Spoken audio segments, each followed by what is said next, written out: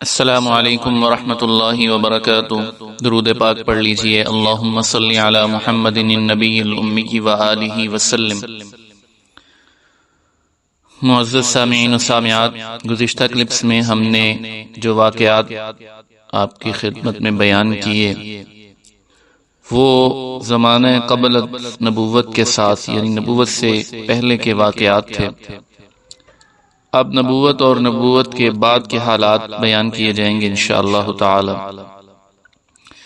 جب آپ صلی اللہ علیہ وسلم کی عمر مبارک 40 برس کے قریب پہنچ گئی تو مقدمات نبوت کا ظہور شروع ہوا تاکہ آپ ذہنی طور پر پہلے سے اس بار گراں کو اٹھانے کے لیے تیار ہو جائیں۔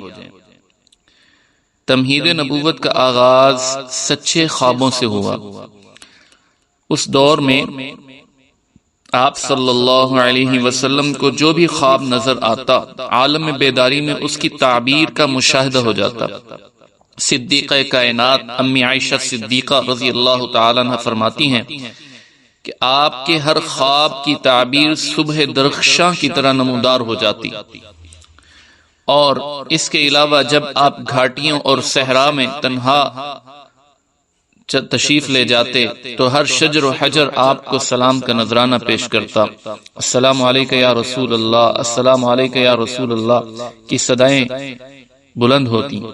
اس زمانے میں آپ کی طبیعت پر مخلوق سے قطع تعلقی اور خالق کی طرف جو ہے وہ متوجہ ہونے کا غلبہ تھا، اس لیے آپ صلی اللہ علیہ وسلم شہروں اور آبادیوں سے دور کو صحرا کی خلوتوں میں حسن ازل کی تلاش میں سرگرداں رہتے۔ رفتہ رفتہ آپ نے غار حرا کو اپنی تنہائیوں کا مرکز بنا لیا۔ کھانے پینے کی ضروری اشیاء ساتھ لے لیتے اور کئی کئی دن اس مقدس غار میں گزار دیتے۔ کبھی کبھی تو پورا مہینہ وہیں بسر فرماتے اور انتظار و مراقبہ کی لذتوں سے سرشار ہوتے۔ بالآخر ایک دن عرصہ انتظار ختم ہوا اور اللہ تعالی کے جلیل القدر قاصد جبریل امین رب العالمین کے ازلی و ابدی پیغام کی پہلی قسط لے کر نازل ہوئے اور سرور کائنات صلی اللہ علیہ وسلم سے فرمایا اقرأ، پڑھیے۔ آپ نے فرمایا ما انا بقارئ، میں پڑھا ہوا نہیں ہوں۔ اس پر جبریل امین نے آپ کو اپنے سینے سے چمٹا کر اچھی طرح بھینچا، پھر کہا اقرأ، آپ نے فرمایا ما انا بقارئ۔ جبریل امین نے آپ کو دوبارہ اپنے سینے سے لگایا اور کہا اقرأ، آپ نے پھر فرمایا ما انا بقارئ۔ پھر جب تیسری مرتبہ جبریل امین نے آپ کو سینے سے لگا کر چھوڑا اور کہا اقرأ بسم ربک الذی خلق، خلق الانسان من علق، اقرأ وربک الاکرم الذی علم بالقلم، علم الانسان ما لم یعلم، تو آپ صلی اللہ علیہ وسلم کی زبان مبارک پر یہی مقدس کلمات رواں ہو گئے۔ یہ سارا واقعہ تو عالم بیداری کا ہے، لیکن اس سے پہلے یہ منظر بعض روایات میں آتا ہے کہ یہ منظر آپ کو خواب میں بھی دکھایا گیا تھا تاکہ جبریل امین کے اچانک سامنے آ جانے سے آپ کو کسی قسم کی پریشانی لاحق نہ ہو۔ چنانچہ بہت ساری روایات میں آپ کا یہ بیان مذکور ہے کہ ایک دفعہ میں نے خواب میں جبریل امین کو دیکھا کہ ان کے ہاتھ میں ایک کتاب ہے اور وہ مجھ سے کہہ رہے ہیں اقرأ، اور پھر آگے پوری آیات ہیں۔